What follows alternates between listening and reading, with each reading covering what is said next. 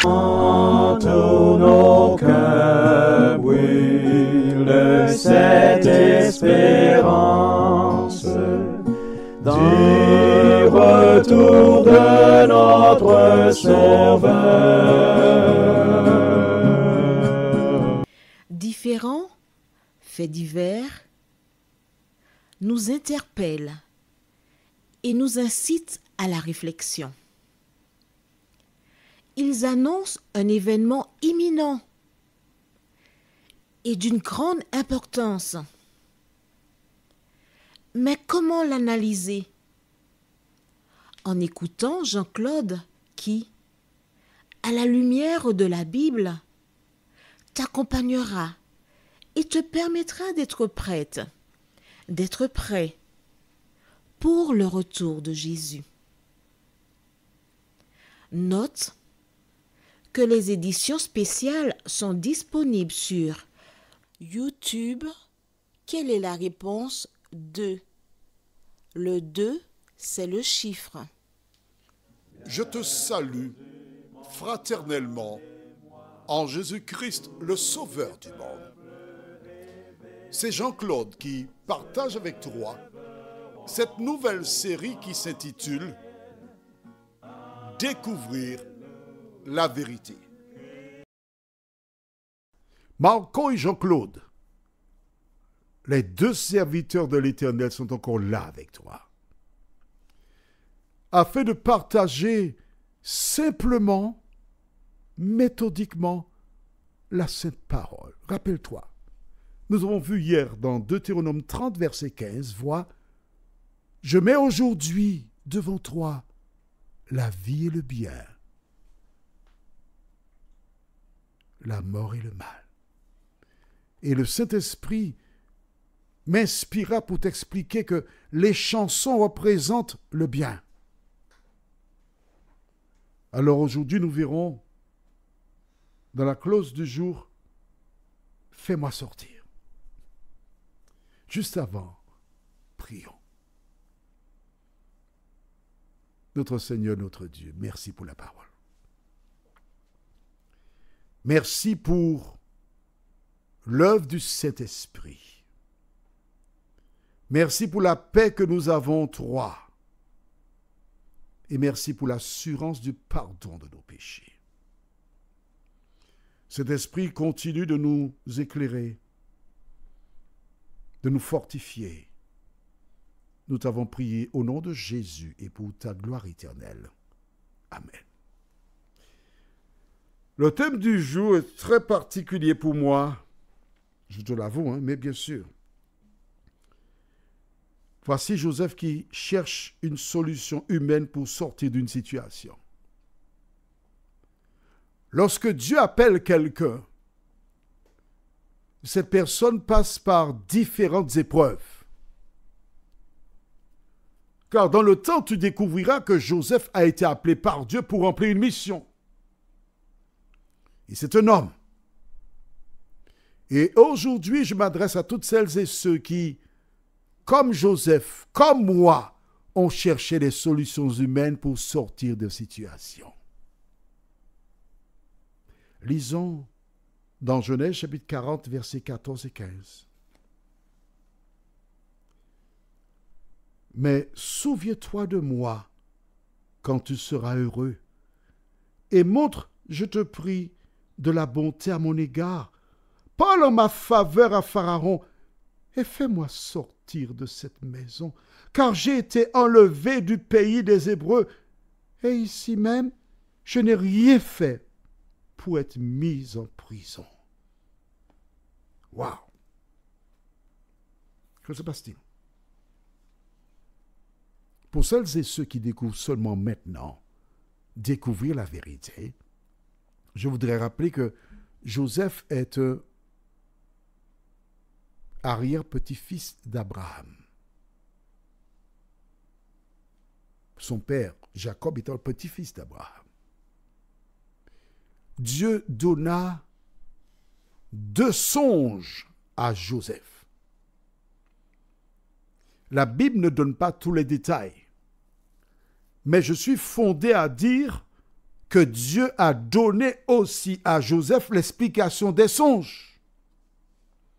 Et c'est parce que Dieu lui a donné l'explication des songes qu'il pouvait dire, on va relire dans Genèse chapitre 40, Genèse 40, verset 8, la fin. Joseph leur dit, n'est-ce pas à Dieu qu'appartiennent les explications? Racontez-moi donc votre songe. Donc, si Joseph tient ce propos, c'est parce que Dieu lui a donné l'explication de ses songes. Est-ce que tu es d'accord avec moi? C'est rationnel. Et il parle avec autorité, assurance, parce qu'il sait de quoi il parle. Comme dit, comme fait, il donne l'explication.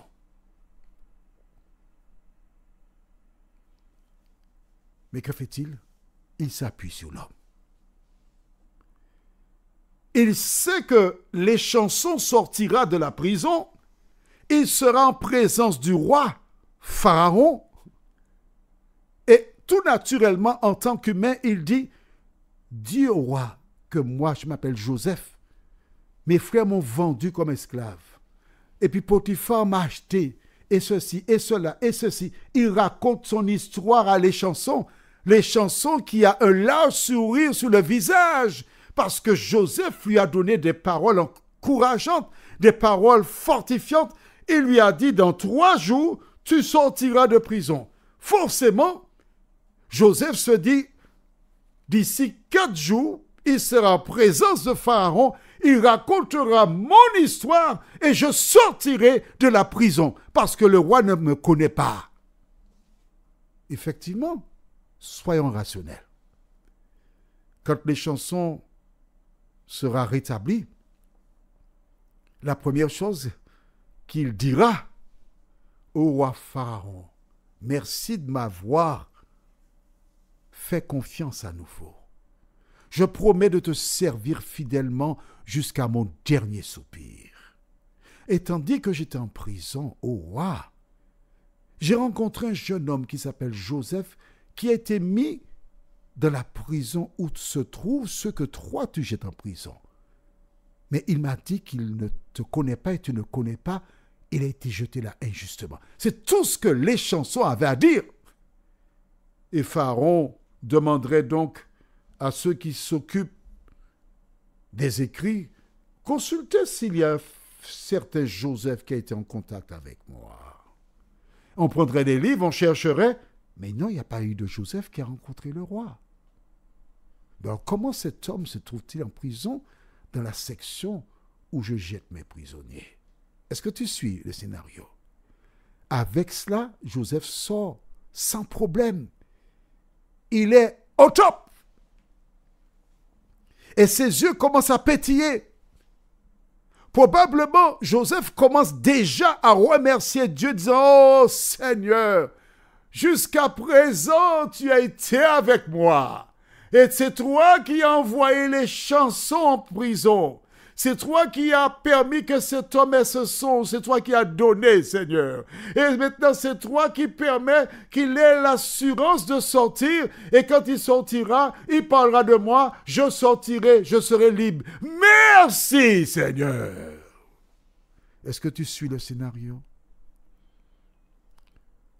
Est-ce que cela ne t'arrive pas d'agir ainsi, de penser ainsi? J'ai un jour écouté une chanson qui dit « Sans Jésus, je ne peux vivre. Je n'ose faire un seul pas. C'est lui seul que je veux suivre. Pour lui seul vivre ici-bas. Et mon cœur n'a rien à craindre. Oh non, puisque tu me conduiras. » Joseph s'est appuyé sur un homme. Toi qui m'écoutes là aujourd'hui, sur qui repose ton espérance? Sur qui repose ta foi? Dis-moi. le Dieu qui a permis que les frères ne tuent pas Joseph, était avec lui à ce moment-là. Le Dieu qui a permis qu'il soit vendu à Potiphar a largement démontré sa présence dans la demeure de cet homme. Il n'a jamais abandonné Joseph. Arrivé en prison, le responsable de la prison nomme Joseph directeur général adjoint de la prison. L'Éternel est avec lui. Mais là, Joseph a manqué de foi. Est-ce que ça t'est arrivé toi aussi? Depuis un moment, tu es submergé. Et au lieu de continuer de compter sur Dieu, même si tout s'écroule autour de toi, au lieu de continuer, tu fais comme Joseph. Tu cherches auprès des hommes la solution à ton problème. Est-ce que cela t'est arrivé? Tu ne sais pas? Cela, à la date où j'enregistre, nous sommes aujourd'hui le 31 octobre 2023 à 8h03. C'est l'heure à laquelle cet audio est enregistré. Oui, je reconnais. J'ai fait comme Joseph. Oui. Vois-tu, quand tu es au milieu d'une fournaise, quand tu sens les flammes, quand tu sens que tu perds pied, ça peut arriver que tu fasses comme Joseph. Mais je remercie la Bible, car ce qui est important pour toi et pour moi, c'est de nous reconnaître à travers ce récit et de reconnaître que nous avons erré. Oui, nous avons erré. J'ai erré. Tant pis pour toi si tu ne veux pas reconnaître, mais moi j'ai erré.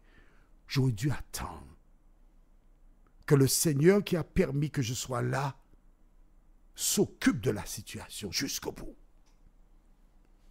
Et pourquoi ce récit est-il présent?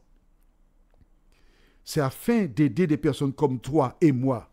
J'aurais dû dire moi avant, mais ce n'est pas bien. On dit jamais soi avant. Donc je dis toi et moi.